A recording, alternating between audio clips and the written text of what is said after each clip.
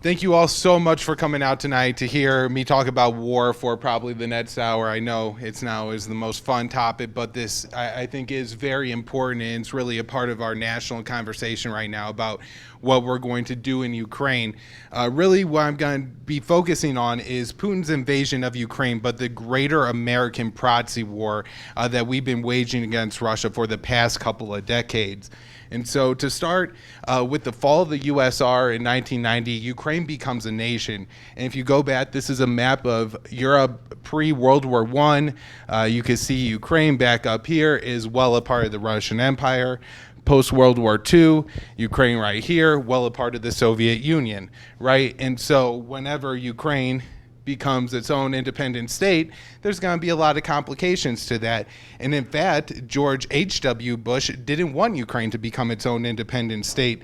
This is from Ryan McMinkin at the Mises Institute. Indeed, in the case of Ukraine, President George H.W. Bush even traveled to Kiev in 1990 to lecture the Ukrainians about the danger of seeking independence from Moscow and decrying the supposed nationalist threat. And so we could see, even going back to 1990, the U.S. has different opinions on what should happen with Ukraine and wants it to remain a part of Russia post-USSR. A couple very problematic things when you have the USS dissolve is that there's nuclear weapons in Ukraine. And so imagine, the U.S. stops becoming, a unified country, and we have our nuclear production all over the place. And so there's plants out in New Mexico and Arizona. What happens to those nuclear weapons if, New Mexico is its own independent state now? Well, in 1994, Ukraine agreed to give up its nuclear weapons with the Budapest Memorandum in exchange for security assurances, which are different from security guarantees. It's just saying we should support Ukraine, but it doesn't actually mean we have to. And then in exchange also, Ukraine got to join the Non-Proliferation Treaty. Another very important thing that happened when Ukraine became its own independent state, this area down here, the Crimean Peninsula, ended up staying with Kiev. Now, this is a territory that since the American Revolution has actually been a part of Russia, and during the Soviet Union, it was transferred to Ukraine, but at that point, Ukraine was just a state in the larger Soviet Union, of course, and so it really didn't matter all that much. Nobody was going to fight a war over it. So initially, the Crimeans wanted to become their own independent state. Well, that fell through, and then they remained with Kiev. But there's a major naval base on the Crimean Peninsula called Sevastopol, and this is Russia's main naval base on the Black Sea. And so Russia negotiated with Kiev in 1990 that in exchange for $526 million, Russia would be given access to that naval base until 2007, and then in 2010, or in 2017, and then 2010, that was expanded until 2042. And so that naval base being very key, and we'll talk about that a little bit more later. The U.S. policy towards Russia in the 1990s really sets the stage for what we're going to do. Ann Williamson is a great journalist who went to Russia in the 1990s and saw how the U.S. was arranging the Russian economy. We were given a lot of power in Russia to decide what happened after the fall of the Soviet Union.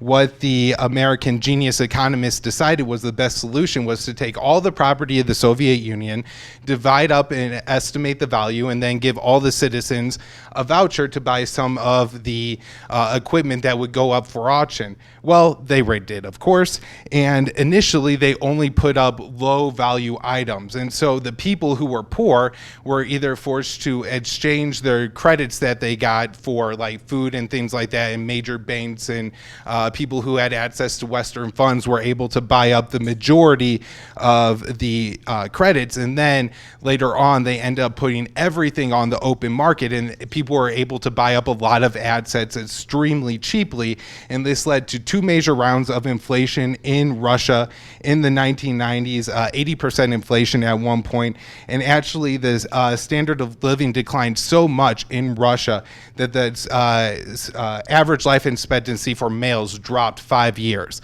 And so, as a libertarian, this was about the most shocking thing I've ever learned. In Russia, after 1990, they got prices. They didn't have prices before. It was run by a communist state. Nobody owned anything. They got property rights and they got prices, but the way the Americans helped the Russian elite fix the economy ensured that the average people would continue to suffer in Ukraine. Now, Ann Williamson explains that the policy here was to keep Russia down. It was about harming the Russian economy and taking as much from Russia as they could. And what they anticipated would happen is that their handpicked elites would be so incompetent that within a few years, their businesses would fall apart and they would look to sell them off. And at that point, the Western interests could enter the Russian market and start to buy up these products. And so again, this caused a massive drop in the Russian standard of living. Now, another very important thing that happens is actually, this is the cover of Time magazine in 1997, but the story's from 1996 and it's titled Yanks to the Rescue. And it explains how American political officials and lobbyists went to Russia and helped Boris Yeltsin win re-election by essentially rigging the election. They did a whole bunch of favorable polling to make it look to the Russians as a foregone conclusion that Yeltsin was going to win. They also launched a smear campaign against Yeltsin's main opponent, who was of the Communist Party. And so this created a situation in Russia where on election night, after Yeltsin won, one of the American advisors to Yeltsin celebrated, saying that we made the Russians terrified of the Communist Party. Of course, after Yeltsin won election in 1996, he would go on to promote Vladimir Putin a couple of times and then essentially make him his successor and set up largely what we have today between the U.S.-Russian relationship. Yeltsin was often drunk, depressed, and sometimes sick.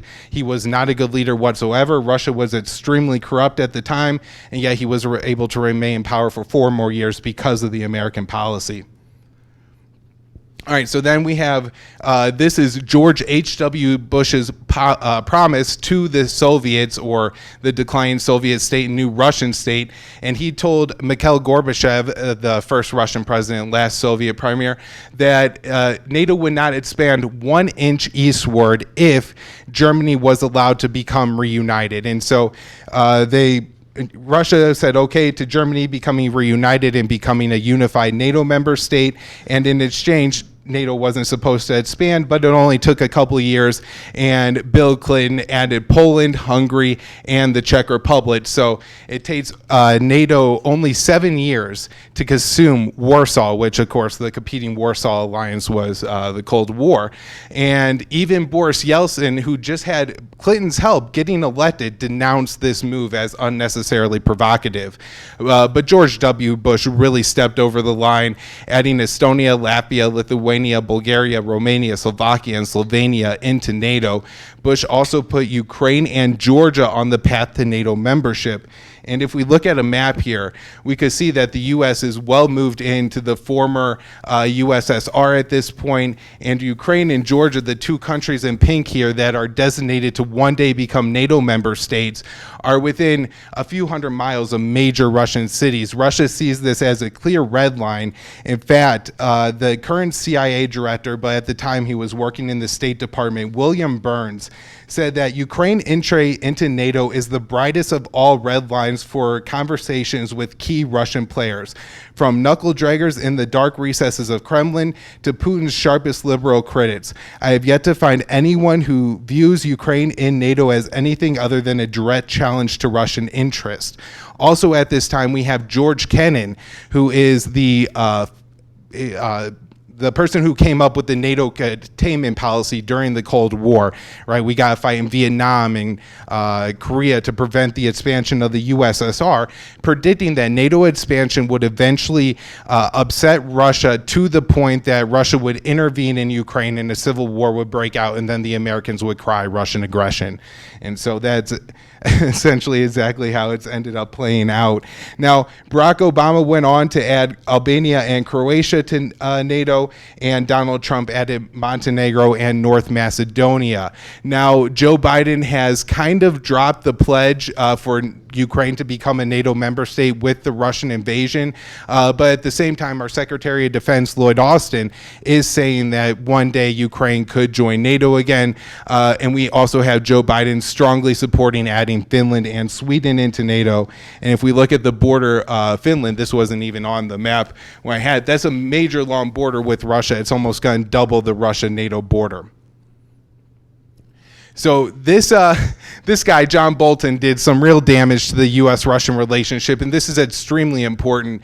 There were three key agreements that John Bolton was fundamental in ripping up. The first is the Anti-Ballistic Missile Treaty, and this was designed so nations wouldn't develop interceptors for their intercontinental ballistic missiles and would maintain the balance of nuclear power between Russia and the U.S. When the U.S. ripped this up, they started building missile defense systems, including the Aegis missile defense system and its onshore variant, the Aegis Ashore system. Now, this is very important, and I know this is a lot of detail, but these systems use the Mk-41 launchers.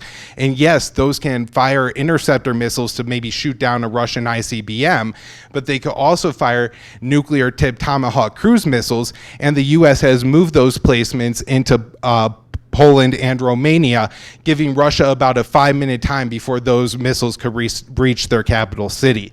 So this is an extreme violation to Russia, and in fact, those missile launchers violated the Intermediate Range Nuclear Forces Treaty. Russia responded by developing a missile that also violated the treaty, and in the Trump administration, rather than negotiating with Russia and the U.S. removing its Mk-41 launchers from Eastern Europe in exchange for Russia dismantling its system, the U.S. said only Russia was violating the treaty, and John Bolton led to the destruction of it. We also have the Open Skies Treaty. Now, this wasn't an arms control agreement. It just allowed the U.S., its NATO partners, and Russia carry out overflights in each other's countries.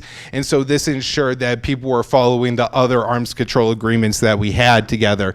We also had the New START Treaty, which was thankfully saved by our current president, Joe Biden. It looked like Trump was going to let that expire, but in February of 2021, Biden did extend that. And it's the only thing that puts any kind of cap on U.S. and Russian nuclear stockpiles. So as you see, the arms control situation has definitely devolved. Now we have the U.S. meddling, dividing Ukraine, and this is essentially how we end up in civil war in Ukraine from 2013 on. It initially starts with protests in late 2013. Now these protests, I think, mostly emerge organically. The Ukrainian government is extremely corrupt. There's a lot of poverty in a country that has a lot of wealth pouring into the state through just the fact that it has pipelines running through, and they get transaction fees that the natural gas passes through Ukraine, billions of dollars a year. A lot of that money ends up getting stolen. And so people go out and protest. They're demanding a more liberal, a less corrupt Ukraine. But there's also a section of the protesters who are against Yanukovych because he wants to maintain a relationship both with Europe, the West, the United States, and with Russia rather than entering NATO. These are Ukraine's ultra-nationalists, and we get to the point in 2013 where the protests are going on, and Yanukovych is negotiating a deal for Ukraine because the government desperately needs money to continue to pay people who work for the state and things like that, and they're looking to the EU and to Russia to make that agreement. And as he's about to sign the agreement with the West decides that you could only sign an agreement with us, not also with Russia, and so Yanukovych goes and only signs an agreement with Russia. This exacerbates the protests, but Yanukovych helps to de-escalate the situation by agreeing to hold early elections. And so we have that agreement, but that's not good enough for the United States. And our Secretary of State for Eurasian Affairs in 2024 was Victoria Nuland, wife of renowned neocon Robert Kagan. And she is recorded on a phone call saying, "Fuck the EU. They are not moving fast enough on a plan to out Yanukovych." She wants Yatsenyuk as the new leader of Ukraine, and then protest movement leaders Klitschko and Tanny Brook on the outside of the government. She also said that at that time, Vice President Joe Biden was on board with the plan, and Jeffrey Pyatt was going to help her all put it together and midwife it. And so this is what the U.S. is doing in Ukraine. Now, what actually sets up the events that for Yanukovych to leave office is the ultranationalists killing protesters and police officers in Kiev with sniper rifles. The great filmmaker Oliver Stone has a documentary called Ukraine on Fire, where they go over the forensics and show how it was buildings occupied by the protest movement where these shots came from, particularly protesters who were ultra-nationalists. But the protesters being killed immediately provokes riots, and Yanukovych flees Ukraine. As prescribed by Nuland, Yatsenyuk assumed power, and Tonnybrook remains outside of the government. These are a couple maps that I think are important. This is the 2010 election of Ukraine. Yanukovych is in blue. And then this is a map of Ukraine showing where people speak the Russian language or are ethnically Russian. And so, and then this is a current map of the battle lines in Ukraine. So it lined up pretty well with the other two. So with the situation, the new government taking over, there's a lot of ultranationalists in the government, and that prompts the people of the Crimean Peninsula to demand independence, and they hold a referendum vote. This is the outcome. Green is yes, we want to join Russia. No, we don't want to stay with Ukraine. 97% vote yes, 83% election turnout, and the Europeans observed this election, which against their interest to certify that the people of Crimea actually do want to join Russia. So Russia ends up annexing the Crimean Peninsula. There's no battles in Russia seizing this territory. They fire a couple warning shots, and ultimately 50% of the Ukrainian military actually defects and joins Russia rather than leaving and going back with Ukraine. Then we have this very significant event, the burning of the trade union building in Odessa. In response to the coup in Ukraine in 2014, people who were supportive of Yanukovych went and occupied the trade union building in Odessa. Protesters of the ultra-nationalist faction outside threw petrol bombs inside and burned 46 people on the inside. As people tried to flee, including children, they were beaten. And then Kiev responded to the ongoing protests in the country's eastern region called the Donbass, and the lighter blue area in the far east there, by announcing a terror war. And this led to a larger war and the Donbass republics declaring independence. Now, this lighter or darker orangish region there is the full historical Donbass region, and then the highlighted areas are the areas that are actually separatist. That's where those are the battle lines generally for the civil war.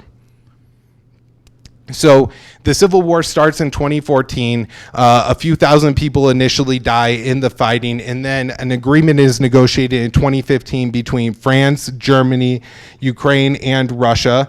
That's Putin, Merkel, I forget the French president there, and Petro Poroshenko, who is elected and becomes Ukraine president in late 2014. And the four of them signed these Minsk protocols that's supposed to grant the Donbass region additional autonomy. So essentially they're going to be separate from Kiev, but they're not going to be their own country. But neither side really implements this agreement. Fighting continues all along, but it is worth noting that even UN observers say that 80% of the civilian casualties were in the separatist Donbass region and not on the Ukrainian side. A lot of people dying by sniper fire and mortar rounds during this time. All right, so let's talk about the ultranationalist groups. This is a big topic in the media. They say if you bring it up, you're supporting Putin propaganda, and I will get into that and break that down a little bit. But a lot of the ultranationalists that are in the government are members of the Svoboda Party. This guy right here, Oleh Tonnybrook, is one of the founders of the Svoboda Party. You see him doing a Nazi salute. There he is with Joe Biden. There he is with John McCain, and Chris Murphy is on the right of John McCain. That's him with Victoria Nuland, Yatsenyuk, the guy who took power, and then behind Victoria Nuland there is the boxer Klitschko, and here he is again with John McCain. So as you see, these people are well within the U.S. government, despite their racist ideology. Now, the Azov Battalion during the this is Sloboda Party. It was founded as the Social Nationalist Party during the 1990s. Very clever way of hiding that you're National Socialists, I guess. And their initial stick was very anti-Semitic. Now, in the 2000s, they realized that wasn't too great a PR, and so they really changed their messaging to being anti-Russia, but they are opposed to essentially all of Ukraine's ethnic minorities. Andrei Parubi is the founder of Patriots of Ukraine, and this is their flag, which is a modified Nazi symbol. Now, they claim that's an N with the I in the middle of it, but it's actually the woven angle that the Nazis used. And this is Andrei Parubi, who actually became the Ukrainian Speaker of the Parliament, sitting down with John McCain. Right Sector is a little bit less extreme than the other groups I have up here, but nonetheless, they are a militia. They are Ukrainian ultranationalists. They have been reported committing crimes against minority groups in Ukraine. But most importantly, this group had a lot of territory that they were controlling in Ukraine's Donbass leading up to the civil war. And they were flying these flags in regions of Ukraine where everybody spoke Russian. People are ethnic Russians. I think this is probably something like putting the Confederate battle flag up in Martin Luther King Jr. Park in the middle of an inner city, right? This is the way people feel about this kind of flag in this country. It's directly against them and saying that, they're not welcome in the country. C14 actually stands for the 14 words of the white supremacist creed, and this is a militant group that isn't very large, but they do roam the streets of Kiev and keep order. And this is the leader of C14, Yevhen Keshin Karas, and he is giving a statement on the Euromaidan revolution, and he's explaining that, look, you have a protest movement that's 90% liberals. These people care about gay rights, they care about reforms, and he's saying that what you need is 10 to 8% of people to be militant and to be driven, and that will get them to be able to steer the movement. And he says right here, if not for the nationalists, the whole thing would have turned into a gay pride parade. That's, that's his saying that's an issue, that he wanted to be an ultra-nationalist movement. All right, the Azov Battalion is probably the most well-known of the Ukrainian white supremacist groups or neo-Nazi groups. Their symbol is literally two combined neo-Nazi signs. That's the wolf's angle of the neo-Nazi. That's the black sun of the Nazis. They put it together with a wave in front of it, and that is the Azov Battalion. Here they are with a swastika, a NATO flag, and giving Hitler salutes. This is right before the Russian invasion of Ukraine, and I put up this picture to show just how embedded the Azov Battalion was within the Ukrainian military. They actually became a part of the National Guard. When Fox News host Bret Baier asked Ukrainian President Volodymyr Zelensky about a month ago about Azov, he said, they are what they are. They're a part of our military. And so this is them, though they were training just regular Ukrainians like this old lady before the Russian invasion. This is some members of the Azov Battalion being trained on how to use Western weapons. That rocket launcher on the table there is a British-made NLAW that's capable of taking out tanks. And then here is a video that the Ukrainian National Guard posted on their verified account and Twitter left up, and is a video of Azov fighters of the National Guard greasing bullets and pig lards to shoot at what they call Muslim orcs. So these are, again, the type of people that we're talking about here. When we move on to 2015, the civil war is going on, and Barack Obama actually refuses to arm Ukraine in part because of this. Now, he also has an argument saying that Russia maintains escalation dominance. Essentially, any weapons that we give Ukrainians, Russia's just going to add in more weapons, and so we could kill more people, but we really can't change the outcome of a war in Ukraine. And so Barack Obama doesn't want to go to war, but he is training the Ukrainian forces at that time. And so this is an article from the Daily Beast, one of the most anti-Russian outlets that we have today, with the article titled, "How Many Neo-Nazis is the U.S. Backing in Ukraine?" Because the question was how many, not if we are or not. There was a bill in 2016, and it was an amendment to the National Defense Authorization Act. And what it would have done is prevent any Pentagon funds from going to training the Azov Battalion. And James Cardin writes for The Nation, another very liberal left-wing outlet, saying that under pressure from the Pentagon, Congress has stripped spending the bill of an amendment that prevented funds from falling into the hands of Ukrainian neo-fascist groups. And Cardin also explains that the U.S. is training them. This year, we found out that the U.S. has spent years training Ukrainian paramilitaries, and they were taking a central role not only in the fight in the Donbass, but then would lead the insurgency once Russia invaded. And so this was by Zach Dorfman and Yahoo News, and we don't really know who exactly was trained here, but we do know members of the Ukrainian National Guard, which is largely made up of the Azov Battalion, were trained through this program, were welcomed into the United States. All right, so the Trump administration. I could talk forever about Trump and Russia. I think it's so important, but I am going to try to get through this relatively quickly. I'm not going to go on debunking Russia, so I'll take questions at the end if anybody really has a Russiagate question they want to ask me. But I want to focus on the political impacts of Russiagate in the United States. Trump came into office saying just about everything, right? He was on all sides of all issues. And so, yes, he sounded more dovish than Hillary Clinton sometimes, but sometimes he was also talking about torturing people and blowing up terrorists and their families and dipping bullets in pig blood and all kinds of other really terrible war crimes. And so he gets elected, and the Democrats portray him as a dove, too soft on Russia. He's taking his orders from Vladimir Putin, and this essentially creates a political environment in the United States where nobody could be hawkish enough on Russia. You have like some left, like Donald Trump himself, who's saying that we should negotiate with Russia. But if you look at the Republicans, they're the most rabid hawks on the Russia issue, and the Democrats won't give an inch because they think Russia helped to destroy our democracy. And so that set up a political situation that leads to Trump's impeachment, where Donald Trump took a step that Barack Obama didn't and started providing weapons to Ukraine despite the neo-Nazi presence within the government. I didn't understand how the hell that wasn't a scandal. I was sitting there screaming on my podcast saying, I don't understand why all these people who have been calling Trump a Nazi for the past 3 years are up in arms about Trump giving weapons to actual Nazis. But I guess that's politics, right? So Trump is refusing to give arms to Ukraine, and then giving arms to Ukraine. And then in 2019, he has a phone call with Volodymyr Zelensky, the Ukrainian president, and kind of suggests to Zelensky that if he were to launch an investigation into Hunter Biden's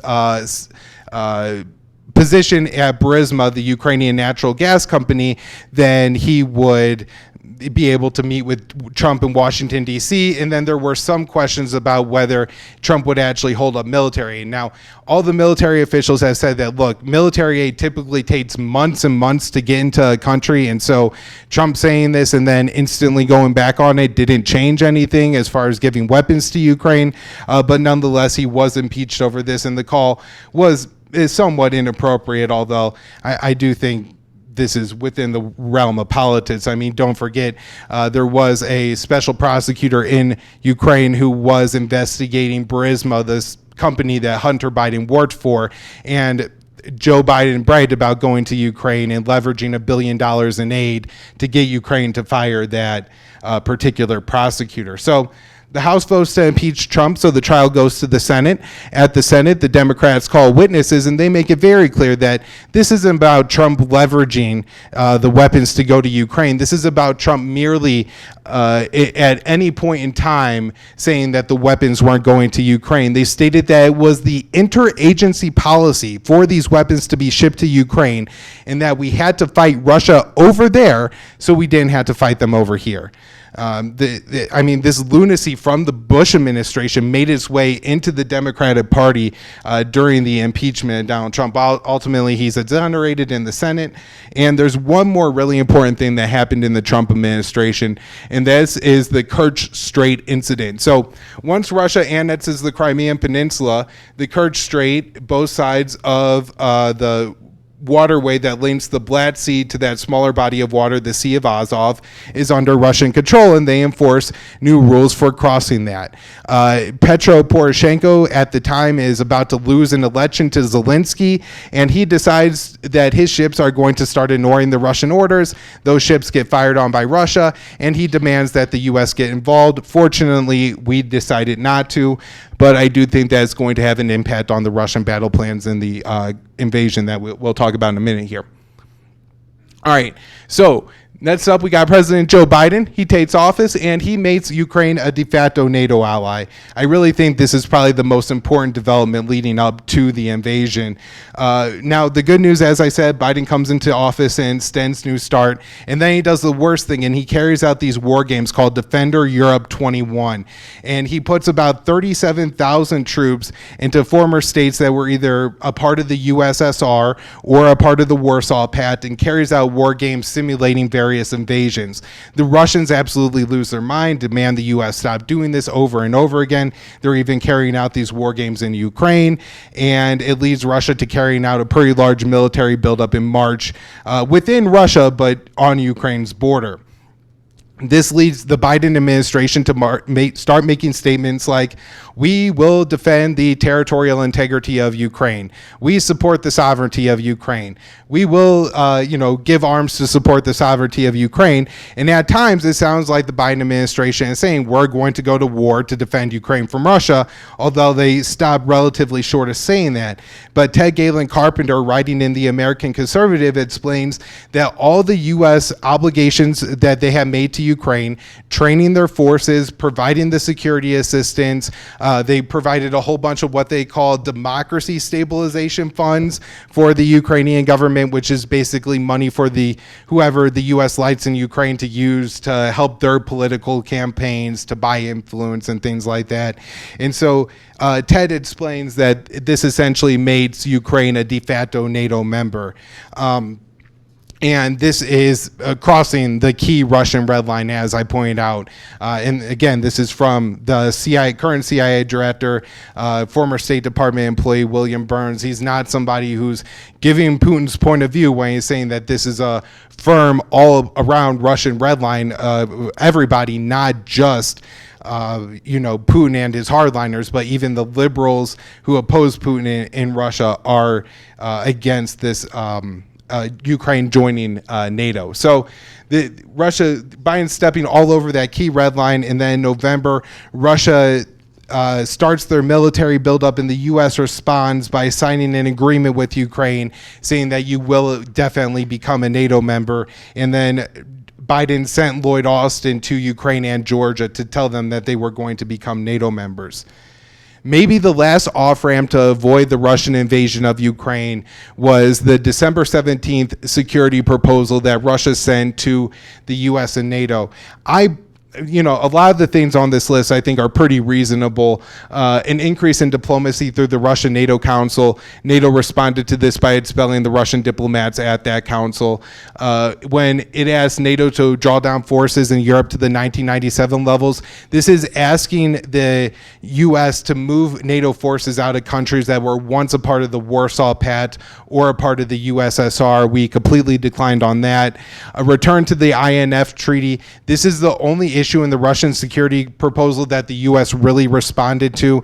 They offered to have Russia inspect the sites in Poland and Romania to ensure that there would be no nuclear-tipped cruise missiles there, but obviously, that's pretty short of what Russia's asking for. They asked for the end of NATO expansion. The U.S. said the door to NATO will always remain open. They asked for the end of war games on both sides here in Ukraine, Eastern Europe, the Caucasus, and Central Asia. The U.S. continued to carry out war games in Ukraine in particular. And then in 2020, in January and February, leading up to the Russian invasion, I think one of the most important developments that nobody is talking about is the fact that Zelensky was saying that it was not Vladimir Putin that was causing a crisis in Ukraine, but was Joe Biden, by warning about potential Russian invasion. There's a lot of people in Ukraine, particularly in the north of the country and around Kiev, who said they were completely unprepared for a potential Russian invasion, and a lot of that probably has to do with Zelensky saying that there was no way it was potentially going to happen in the months leading up to the invasion. So on February 24th, Putin announced that special military operations were set to begin, saying that the main objective was supporting the newfound independence that he recognized of the Donbass republics. And so he hit several sites around Ukraine. There's allegations of chemical weapon or biological weapons, nuclear weapons. And in fact, Zelensky did mention in the days before the Russian invasion that Ukraine could revoke its commitment to the Budapest Memorandum, suggesting that his country could try to develop nuclear weapons. So that was fairly significant. Serious fighting broke out in the Donbass before the announcement of the Russian special military operations on February 24th, and most of those strikes were coming from the Ukrainian side going into Russia. Now, the complete timeline on that is unclear, but it does seem that about 80% of the rounds being fired in the lead up to the Russian invasion were actually coming from the Ukrainian government side. And that does suggest that, some of this timing on the Russian side for going into Ukraine could have been about protecting the Donbass. And then initially Russian forces pushed towards Kiev, and it's all up in the air at this point. There's some analysts who are saying that Russia pushed towards Kiev to draw the Ukrainian forces out of the east of the country back to the capital. It's possible. It's also possible that Putin miscalculated here, went for Kiev, and wasn't able to secure it and ended up turning around. Now, what the Americans are doing as a proxy war in Ukraine, they are sending a whole lot of arms. We've sent so far 14,000 Stinger missiles, 5,500 Javelin missiles, 14,000 other anti-armor systems, nearly 1,000 Switchblade drones, 90 155 millimeter howitzers, along with 200,000 rounds, hundreds of armored vehicles, 200 armored personnel carriers, 7,000 small arms, 50 million rounds of ammunition, 21 Mi-17 helicopters, and then also a bunch of other weapons from Afghanistan, where the U.S. recently left about $7 billion worth of weapons behind. So if you think we're sending these weapons to Ukraine, just imagine where they're going to end up, because now the Afghan army doesn't exist and there's $7 billion worth of U.S. weapons in Afghanistan. Neo-Nazis are flocking to Ukraine. I found this from the Washington Post, saying that one of their monitoring groups found the highest level of extremists moving to a battlefield since the war in Syria, going to the Islamic State. These are white nationalists answering the call of the Azov battalion and moving into Ukraine. The weapons are going into a black hole. This was admitted by CNN. A U.S. official speaking with CNN said, "We have fidelity for a short time, but when it enters the fog of war, we have almost zero. It drops into a big black hole, and you have almost no sense of it after a short period of time." And so look at this situation. Billions of dollars of weapons going into Ukraine. Neo-Nazis are going to Ukraine. We have no idea where the weapons we're sending to Ukraine are going. If you look at battlefields in the Middle East, you'll often see that even if there are moderates involved in the fight, the extremists typically take over. They rise to the ranks to the top, in part because moderates don't want to do the extreme things that can be done to win battles, like landmining civilian roads, but extremists will do that. When you also have people entering in from other countries, they're going to care less about the civilians living there, so planting landmines and stuff isn't quite as big of a deal. The U.S. is providing a lot of intelligence assistance to Ukraine. They bragged about providing Ukraine with intelligence that they used to down a Russian troop transport that killed hundreds of Russian soldiers. We are training Ukrainian forces all over the place. There were some in the U.S. that recently just went back to Ukraine. In a big announcement, the Pentagon's spokesperson, John Kirby, said that the U.S. was training Ukrainian forces in Germany on the howitzers that we're providing, and in 2 other locations that he cannot disclose. Obviously, for Russia, this is a very big deal. The U.S. is training these troops to go into Ukraine and kill Russian forces, and this is, creating a lot of tensions between the two countries. Isolating Russia, This is our Secretary of the Treasury, Janet Yellen. We are trying to sanction Russia, and we have portrayed the world as isolating Russia completely, although this really isn't the case. I mean, if we look at this map here on countries that voted to remove Russia from the Human Rights Council, it's somewhat similar to the countries that have voted to sanction Russia. We can see that it's really not 100% across the board, and that there are a lot of countries that are not on board with the U.S. effort to isolate Russia. It's really Western countries that are aligned in trying to isolate Russia, which isn't going to be quite so effective. Now, they are also trying to kick Russia out of all kinds of international bodies.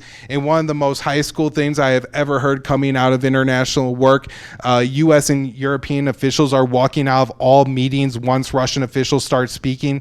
So the World Bank, they're having a meeting on, a famine in Africa. The Russian minister starts speaking, the Americans are leaving. That's the level of diplomacy that we have going on right now. So basically what they're trying to do in Ukraine is do an Afghanistan redux. If in the 1970s and 1980s, the CIA was waging Operation Cyclone in the Afghanistan, helping Osama bin Laden and his buddies kill some Soviets. And boy, didn't that turn out real well, right? And no blowback at all from that. And so when the invasion happened, we had Hillary Clinton going on the Rachel Maddow show to say that, look, this way, we did this in the 1980s in Afghanistan, and it didn't end well for the Russians. I don't know. I guess she should have mentioned New York City a little bit there too, because it didn't seem to end well there. So this was the policy, but more, Hillary Clinton now is a retired politician, but Zbigniew Brzezinski is really a U.S. political thought leader on foreign policy, and he laid this out in 2014. If the major cities, say Kharkiv and Kiev, were to resist, the street fighting became a necessity, it would be prolonged and costly. And the fact of the matter is, and this is where the timing of this whole crisis is important, Russia is not yet ready to undertake that type of effort. It would be too costly in blood, paralyzing, costly in finances. And so this is about providing the Ukrainians with the kind of arms that we provided to Afghanistan, because we were able to help the Afghans kill 15,000 Russians and bleed the USSR. Now, one thing that they're not mentioning is about 1 million Afghans died in that war. And so that's why I say that the Americans are fighting the Russians till the last Ukrainians. They're not willing to put any of their own blood in Ukraine to take Russia down, but they're definitely willing to let the Ukrainians die to do so. All right, so this last point I want to make here is probably, I think, the most potent thing, is this isn't about the Ukrainians. This is a RAND study. This is a think tank that's funded by a lot of governments, and they put together this study, and the purpose of the study is they say, recognizing that some level of competition with Russia is inevitable, this report seeks to define areas where the United States can do so to its advantage. We examine a range of nonviolent measures that could exploit Russia's actual vulnerabilities and anxieties as a way of stressing the Russian military and economy. And what they are saying is that one day the Russian economy will be able to compete with the American economy, and so we have to make sure Russia is as weak as possible. As that, not that Russia's ever going to invade America or do anything that threatens us, but the mere fact that Russia is a large country with a powerful military and has a lot of resources, that means that we have to do something to take Russia down. And these are the steps that that RAND laid out, and you can see essentially all of them have been so far have gone in motion. There was a recent coup attempt in Belarus in 2021, also in Kazakhstan, in Central Europe, and then Central Asia, and then recently there's been a series of explosions in Moldova's breakaway region, Transnistria, and that's suggesting that it could be spreading there next. This is from the Washington Post, saying that for some in NATO, they prefer Ukrainians to continue fighting and dying over a peace that comes too early. This is the Washington Post saying that that's the policy of NATO members. Here's Turkey saying that this is the policy of NATO members. The Turkish foreign minister said that there are countries within NATO who want the war to continue. They want Russia to become weaker. And here it is from our Secretary of Defense. He went to Ukraine, and then at a press conference in Poland, he said that the policy in Ukraine is to defend Ukraine, and then went on to say that the policy is to weaken Russia. And so that is, I think the biggest part of the case that Russia or that the U.S. is really trying to wage a proxy war against Russia in Ukraine. The U.S. is also making no effort to end this diplomatically. Obviously, we had the Russian security proposal. We know steps that could have been taken prior to the invasion to prevent it, but we also have steps that could be taken now, like closing the door on NATO expansion, which again, the U.S. is continuing to refuse to do, and even looking to expand NATO. Since the invasion has started, one of the few countries that has a very unique relationship with both Russia and Ukraine is Turkey. They've sold weapons to Ukraine. They've bought weapons from Russia. So what better way in the world to be in a position to negotiate diplomacy? But the U.S. has been trying to undermine that by offering Turkey free weapons if they transfer their Russian-made weapons to Ukraine to kill Russians with, because they just think that would be hilarious. And then with Israel, Secretary of State Antony Blinken went last month to the Negev summit, where along with trying to organize the entire world against the Palestinians, he was also pushing Israel to pick a side in the conflict. Israel is a country that has a lot of immigrants from both Russia and Ukraine, and so there's a lot of people there that don't want to see this war go on just because one way or another, they might have a relative that's at risk. But rather, the U.S. has pushed Israel to pick a side. Now, Israel ended up made a statement that was critical of Russia and then offered Ukraine more aid. And Russia completely blew up the relationship by suggesting that the Israelis were arming neo-Nazis, which, there's a little bit of truth to that, but obviously that was very upsetting to the Israel government and really, really undermined any diplomacy between the two countries. Now, Russia is really destroying Ukraine, and this is important. I don't want to excuse the Russian warfare here at all. About 3,100 people have died, civilians have died according to the UN so far. I don't know how accurate that UN estimate is. I'm assuming it's the low number, that those are the number of people that have died. There's other bodies buried under the rubble. Maybe we'll find them, maybe we won't. It's not exactly clear that Russia is responsible for every single civilian that's being killed. They are carrying out bombing. They are carrying out artillery strikes, but so are the Ukrainians. And, depending on what area of Ukraine you're in, one side or the other may be more willing to be a little bit more indiscriminate with their shelling, particularly if you have the Azov battalion, say, fighting around Mariupol or something like that, where a lot of the alleged war crimes are said to have happened. Just today, I read from the Associated Press that they believe 600 civilians were killed when some kind of explosion caused the Mariupol theater to collapse. And so, still looking on more information on a lot of this. There's a lot developing when it comes to the civilian casualties and stuff, but it has been fairly horrific, especially in areas that Russia is really trying to take, like Mariupol and eastern Ukraine. There's been some fighting around Odessa, but this city, I think, is very important because it's on Ukraine's Black Sea coast, and I do think the ultimate goal of Russia will be to deprive Ukraine of all of its coastline.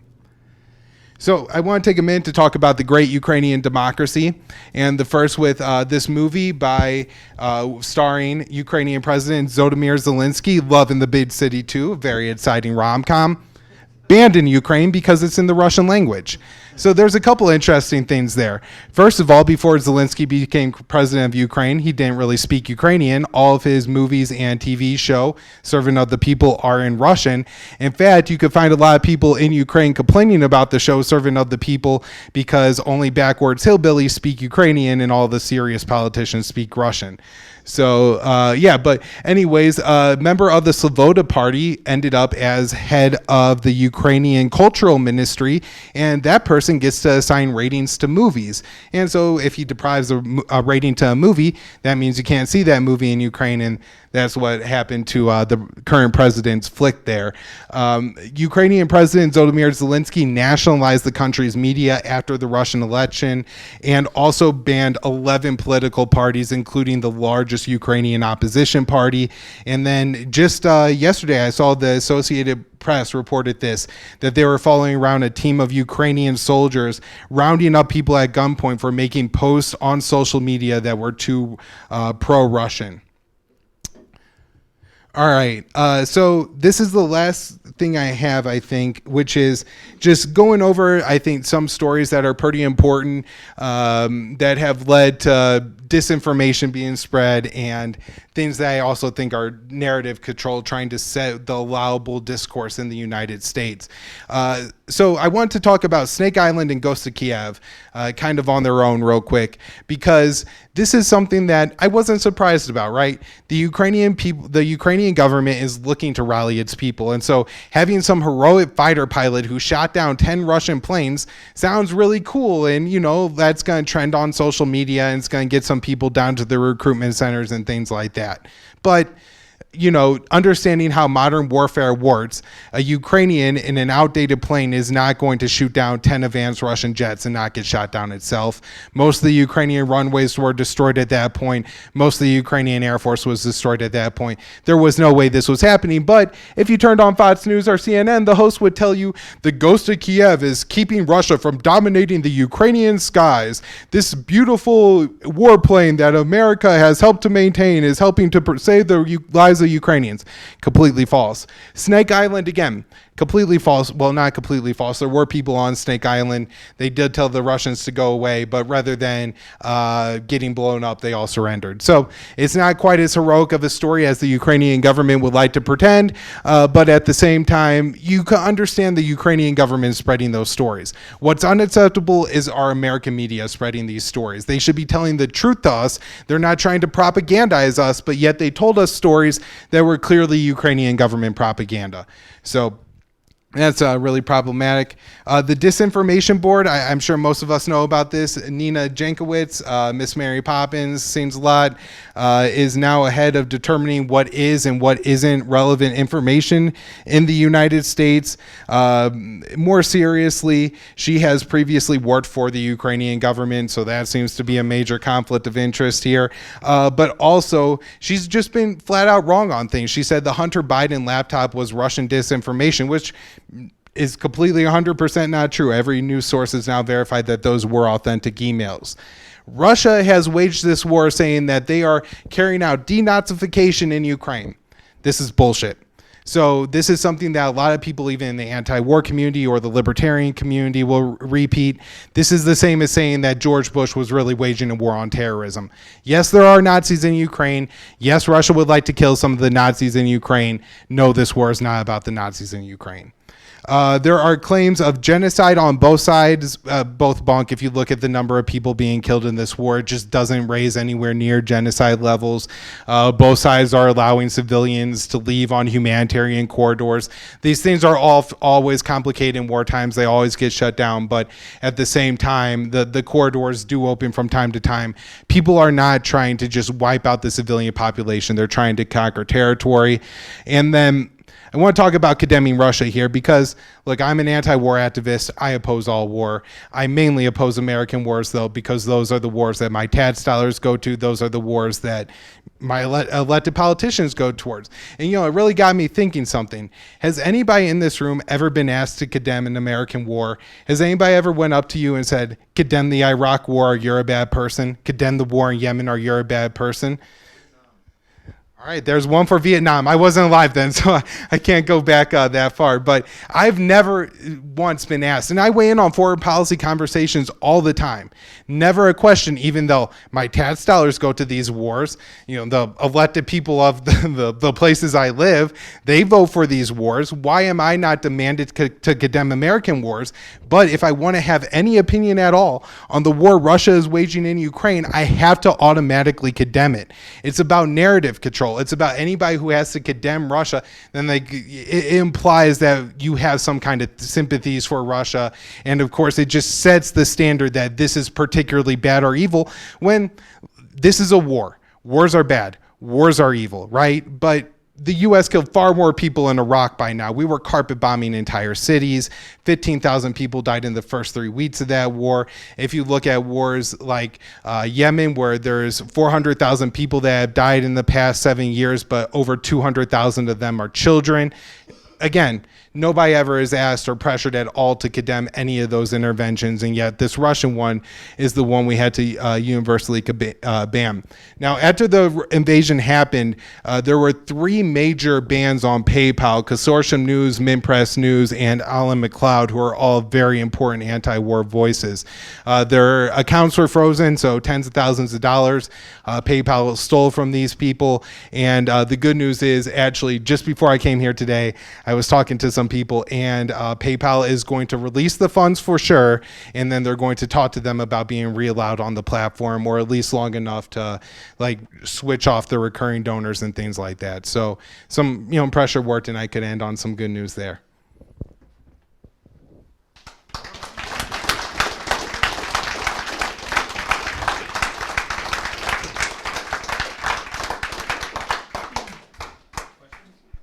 Any questions?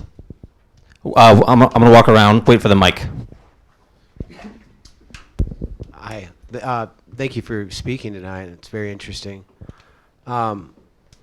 We know how Jews at times like Soros. Well, my question to you is, so Zelensky supposedly is Jewish. How does the Azov battalion, or how does he reckon working with the Azov battalion? It's just all about power. What are your thoughts on that?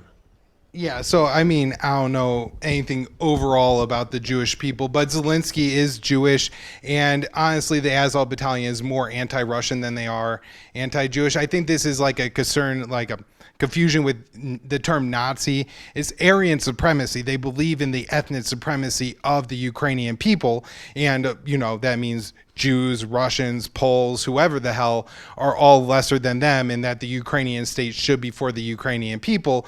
But Zelensky has been on board and allowed them to do what they wanted to do. There's actually a video from 2019 after Zelensky got elected, and he went to the Donbass region and was trying to get the Ukrainian forces and the National Guard, including the Azov battalion, to stop fighting so he could implement the Minsk agreement, and they laughed at him. And he said, "I'm a 41-year-old man. I'm not a loser," which, if you say you're a 41-year-old man, I'm not a loser, you kind of sound like a loser. So obviously they didn't listen to him when he asked them to stop that fight.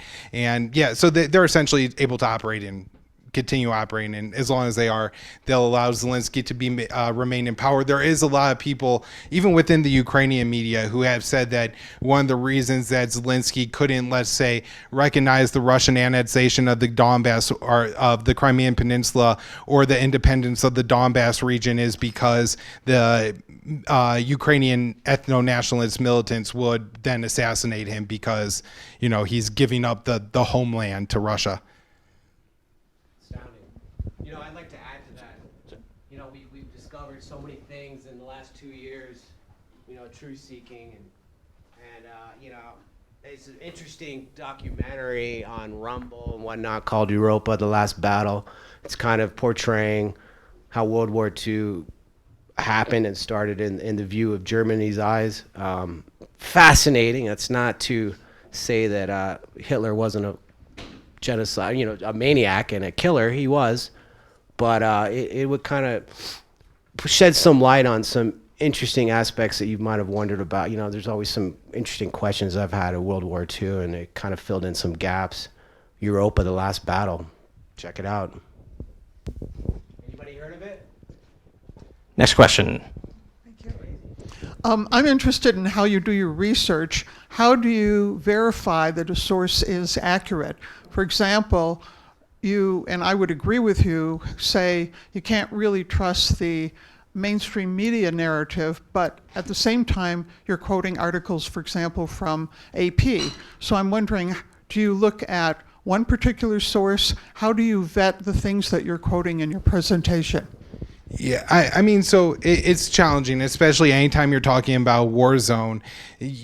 I try to, wait and not jump on things right away, right? Even if it's breaking news from whatever outlet, I'm not immediately trying to say like, oh, this is the facts or not. There's a matter of just, I've paid attention to wars in the Middle East, so kind of see how wars operate, kind of know what to expect, but also looking at statements from different governments, seeing who's admitting to things against interest. Say, Russia says that 13,000 or 1,300 of their troops have been killed.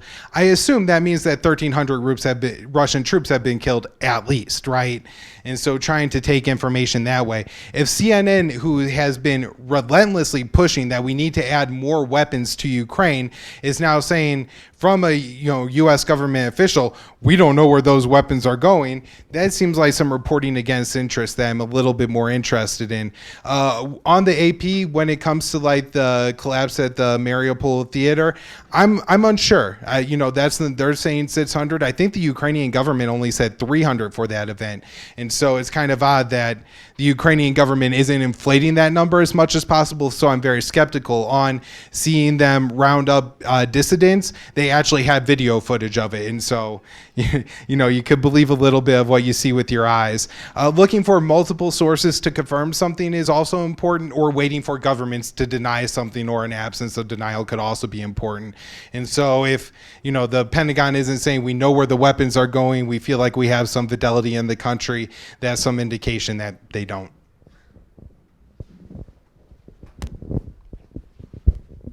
Awesome presentation, Kyle. It was so cool, so good. But my question has to do with escalation. Knowing that a big portion of the U.S. government's goal is regime change in Moscow, do you see a lot of opportunity for escalation coming from from the West, basically, to use this whole Ukraine situation to further destabilize Russia and eventually, do something to send some of these terrorist fighters or whoever into Russia proper? And what would Russian response be? I mean, that's a big concern. Escalation. What do you think about that? Yeah, I guess on the fighters, my guess is that they really just don't care. They see them like as an immediate benefit to be able to weaponize them against Russia, but in the long term, they're really, they're not like thinking like, oh, one day this is going to blow back into Russia or something like that, would be my guess. I don't really see any opportunity for de-escalation between the West and Russia because of the lines that Russia is setting, or the West is setting. The UK is saying that they're not going to remove any sanctions from Russia until Ukraine's territorial integrity is restored. Well, that includes the Donbass and the Crimean Peninsula, which, quite frankly, is never going to be Ukrainian again. Russia has invested billions of dollars into the the Crimean infrastructure since taking over. The people there overwhelmingly are happy and want to remain a part of Russia, and so it's just not going to change. But if the UK is saying that that's a standard for removing sanctions, then the sanctions are never going to be removed. And we even have had Western officials mention that there may be deals that Zelensky and Ukraine are willing to accept that the West isn't. And so this could really drag on the whole war, not just the Western Russian tensions, because I do see a potential where in the coming months, in part because of attrition, a part just because the land borders get set up, that the fighting actually dies down a little bit in Ukraine itself, and maybe even a negotiated settlement between Kiev and Moscow is possible that doesn't actually change the status of the tensions between the West and Russia. Hey, John Kittleson again, U.S. House District 1. If you live in Denver, vote for me.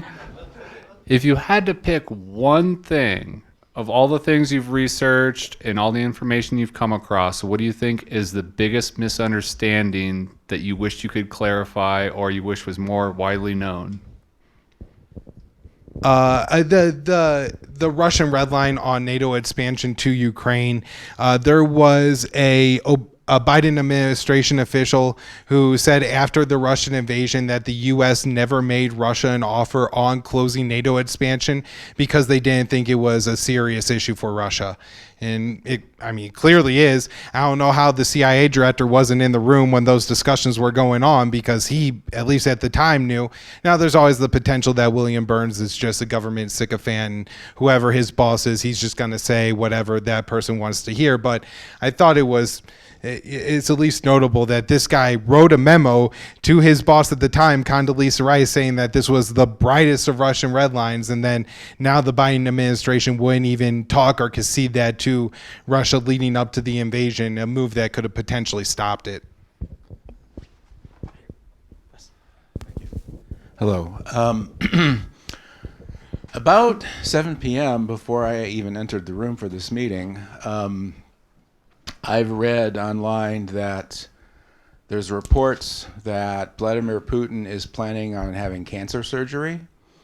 and that he will temporarily hand over power to someone who is even more hardline than he is. Do you think we can believe these reports? I would be extremely skeptical. People have speculated on Putin being sick for about 10 years. Now, there was some really strange fuel added to that fire when there were several photo ops of Putin in the past like 4 or 5 months where he's sitting at tables like 20 feet away from people. It's a real mystery as to why he's been very rigid about what world leaders he's meeting with. He forced Marcon to take like 2 COVID tests or something like that. So, I mean, there's a little bit of sprinkles of maybe there's something going on, but with all the rumors that I've heard over the past 10 years, I would be extremely skeptical of that.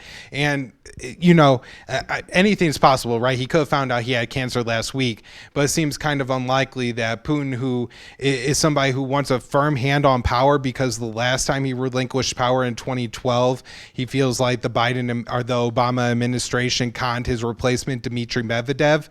And I guess I don't think he would plan to carry out an invasion and then have cancer surgery the next week. Again, anything's possible. It just there's a lot of things that made me very skeptical of that.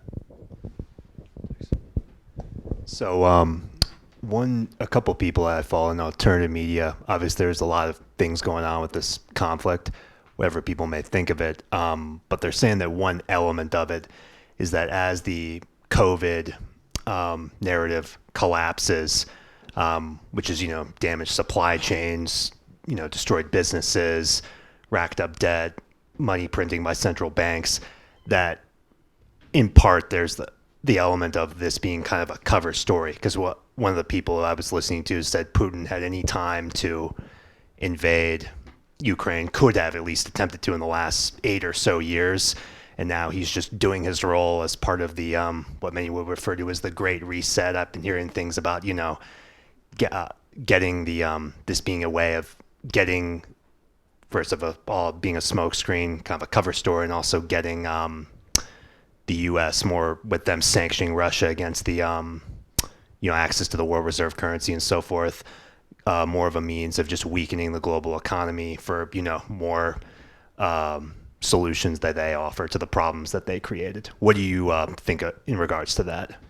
I don't believe the government is that competent or that capable of putting together a conspiracy quite that in depth. But I do think a part of what you're saying is right. And so there have been great supply chain disruptions over the past couple of years. There's regions of the world that have been plagued by conflict, largely led or encouraged by the United States, where there are severe shortages coming. Africa is going to be in a desperate situation coming up soon, especially the Horn of Africa. They're saying, I think, 1 million people in Somalia, 2 or 3 million in Ethiopia, who are not going to have access to food. Right across the Red Sea from the Horn of Africa is, of course, Yemen, where there's millions and millions of people short on food from the 7-year-long U.S. war. And now you have the U.S. ambassador to the UN, Linda Thomas Greenfield, going around saying that, well, there's only reason there's food shortages is because of the Russian invasion of Ukraine. And now, look, Russia and Ukraine are both major suppliers of staple foods and fertilizer. And so the war in Ukraine, combined with the U.S. sanctions effort against Ukraine, is going to deliver a major impact to the world food market. But the reason people are starving in Somalia, Ethiopia, and Yemen today has absolutely zero to do with this war. I don't know any crop that grows in 2 months, so how the hell could the invasion have stopped that? They're planting crops right now, not harvesting them. Now, the shipping is a little bit bigger of an issue because ships go in and out of the Black Sea, and of course that's a war zone right now. I've heard that several sea mines have washed up pretty close to Turkey, and so these are a real concern for civilian ships, particularly anything that's carrying oil, because if it hits a mine, it's going to explode in the Black Sea, and it's going to be a disaster. Yeah. But I don't think it's intentional with the sanctions. I think the West just has done this. This is the playbook. Anytime there's a country you don't like, but you really don't have the ability to go to war yet, you put sanctions on that country until you do. And that's what the U.S. is doing here with Russia, just like they do with North Korea, Iraq, Iran, Venezuela, Cuba. Right. And one other thing, right, if I could ask like a second part of the question is, what do you see the economic impact of this being towards the dollar over the next 12 to 18 months or so? I mean, I'm not an economist in any way, so I struggle to comment on these things just because I don't keep up with what the Fed is doing, with what the World Bank is doing, what the U.S. GDP to deficit ratio is at any time. A lot of it's going to depend on who gets elected in the 2022 midterms, on how much money the U.S. government is spending. So there's a lot I can't weigh in on that. But overall, it's going to hurt, right? They had pipelines shipping gas from Russia into Central Europe, making energy costs very cheap. Well, Russia could now export that gas to plenty of different countries, but it's all going to go by ship, which is a lot slower, more expensive. And the U.S. could make up for with other countries, can make up for the energy supplies needed to go to Europe, but it's going to come at a much higher price because loading up those liquefied natural gas ships and sending them across the Atlantic Ocean is far more expensive than the Nord Stream 2 pipeline. And so, I mean, from my libertarian perspective, it's absolutely devastating. We're ruining supply chains and making things on the global stage as ineffective as possible in the name of hurting Putin. But if you look at how the Russian economy has responded to this, it's rebounded. In part is because since 2014, in the U.S. response to the Russian annexation of Crimea, Russia has basically said eventually the West is going to cut off our economy, and for the past 8 years has been preparing to be sanctioned by the West. This has hurt the Russian economy during that time. It's artificially suppressed it. Central planning, I don't like it. But now that the U.S. has applied the sanctions, Russia has been able to recover some.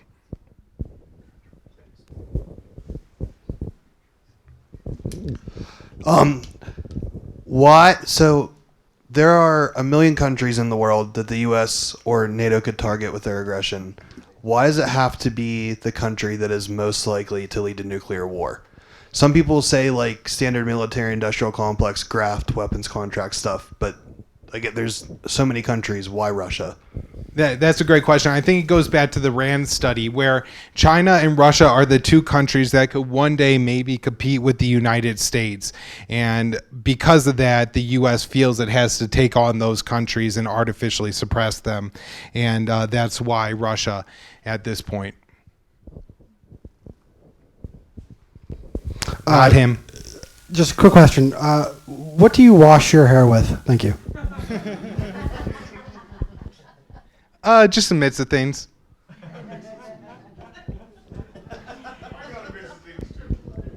Hey, John Kittleson again, U.S. Congressional District 1. Don't forget. Hey, I'm going to ask a hard question. And it's okay if you don't answer. Because it is, a loaded or hard question. I know you have your podcast and everything. From Putin's point of view, do you think his invasion, or not even just Putin's point of view, because of course his invasion is justified, but from like the Russians country's standpoint, do you think the invasion is justified because they were trying to sell it as denazification and this is a kind of a peacekeeping mission? So where they stand right now and just the current state of things inside of Russia, do you think the invasion is justified? And of course, I'm speaking from the other side, and I know it's kind of a hard question, so if you want to pass, that's okay. No, so polling from Russia says 80% of Russians support it, but Putin is also rounding up anti-war activists. So, how many people are lying to make sure that, the KGB or, the new Russian security services don't come for them in the middle of the night because they're opposing the wars? I don't know. My sense is that if they're polling at 80%, there's probably not 30% of people lying, so it probably is a majority of Russians. Putin has been a fairly popular president this whole time. As I talked about, Yeltsin was a depressed drunk who was constantly sick in the pocket of the Americans and allowed his country to have billions of dollars of their wealth stolen. And Putin came up and to some extent put an end to that. Now, he put his own corrupt cronies in charge and things like that, but at the same time, it wasn't the old playbook anymore. So he has remained a fairly popular president in Russia. And because of those two factors, I would guess that a slight majority of Russians do feel that the invasion is justified. There's a lot of propaganda on Russian TV. I don't know how well it works. I suppose that Russians are probably a lot like Americans, and whatever you put on CNN, a lot of them will adopt that position and just kind of repeat it. And so if Russian TV is saying that war is good, then there might be a lot of people going for it for that reason. And there's now been a series of explosions that have been carried out inside of Russia as well, which I'm guessing is going to galvanize the Russian people in favor of the invasion. But it could always have the opposite effect, or anything could change in Russia. But I would guess it's fairly popular in Russia, over 50%.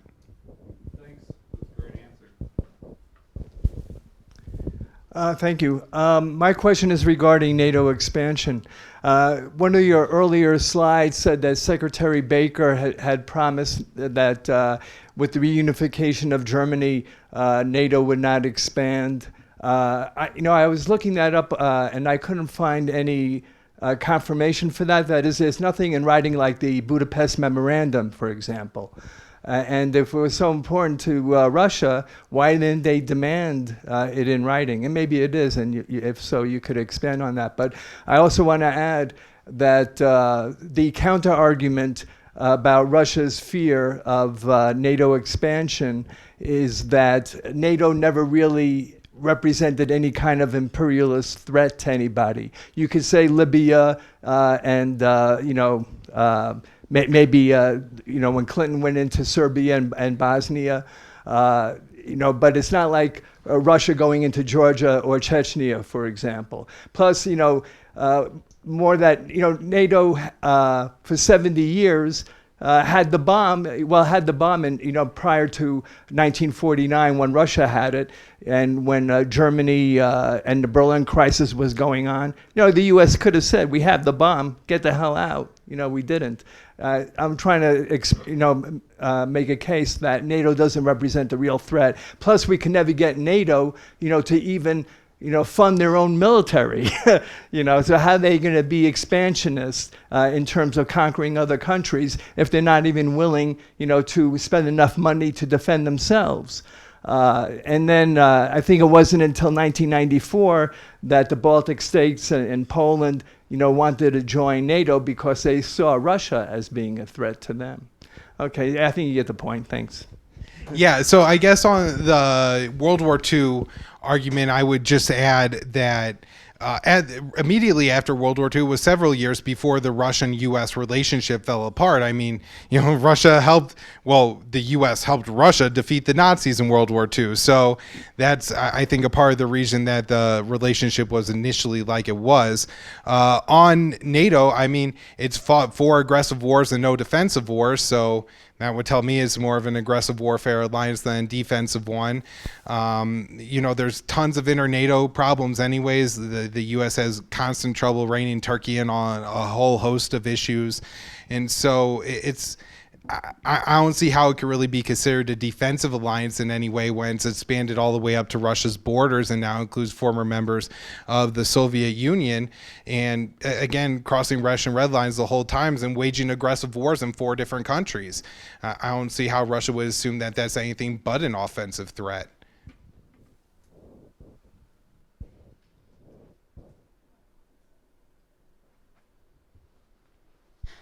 Okay, my question is, why is it that you use the word we when talking about U.S. government action? Like I said, in the condemning Russia one, I do take it personally on myself that we are waging these wars, and keeps me motivated to end them. I'm going to start charging you $1 per we. Any last questions? Artem? I'm sorry, you said that NATO expands to Russian borders. So do you think that people of that countries are slaves to Putin? Do you think they cannot have their own opinion? Do you think they were forced to be NATO members? Or they decided by themselves? I think they were. The U.S. courses countries and has propped up different countries. It carried out a coup in Ukraine in 2004 and 2014. It's done so in several other states to make sure that the governments in charge of these countries are pro-NATO. The U.S. offers a lot of incentives financially for NATO members. For the Baltic states, it's offering security. It's offering the full strength and power of the American military to a state that spends a few $billions a year on its military. It's a great deal for these countries. Of course they want in, but that doesn't mean that America should have to defend them. And also, I really reject the whole idea that just because I don't want NATO expansion, I want somehow Putin to enslave the people of the Baltics. That's just absurd. The guy could barely take half of Ukraine, and you're saying he's going to enslave the people of the Baltics? Come on. Last question. Tremendous presentation. You covered almost everything. The only thing that you covered that I was curious about was the biolabs, which I believe started as an internet conspiracy, and then Victoria Nuland basically admitted this was a real thing to Congress. So I'm just curious, what are your thoughts on the biolabs? Okay, so the history of the official history of these biolabs made by the U.S. government is there's 26 of them in Ukraine, and what they were doing was storing and working on leftover things from the Soviet Union. The part about the leftover from the Soviet Union made sense. The part about them needing to work on it for 30 years and not being able to move, transfer it, or destroy it in that time seems kind of odd to me. So I kind of suspect that there may have been something more going on there. But at the same time, these kind of weapons programs are intentionally hard to define. They'll say, well, this is a defensive bioweapons programs. Well, what's the difference between a defensive and an offensive bioweapon? Well, for the defensive one, they design an offensive bioweapon, and then they figure out how to defend against it. And so you do end up with offensive weapons anytime you're really, making defensive ones anyways. But we don't know what was happening at those labs, and I do find it kind of interesting that Russia hasn't pushed the issue after they secured the site of at least a few of them. I really thought that they would push the issue if there was something there. So maybe there's not. Same thing happened with the nuclear issues. Putin suggested that Ukraine could potentially be looking to make a dirty bomb or make nukes. And it looks like that's almost 100% false. They've maintained 2 nuclear sites in Ukraine and have turned up 0 evidence. That's our talk. Give it up for Kyle Anzalone.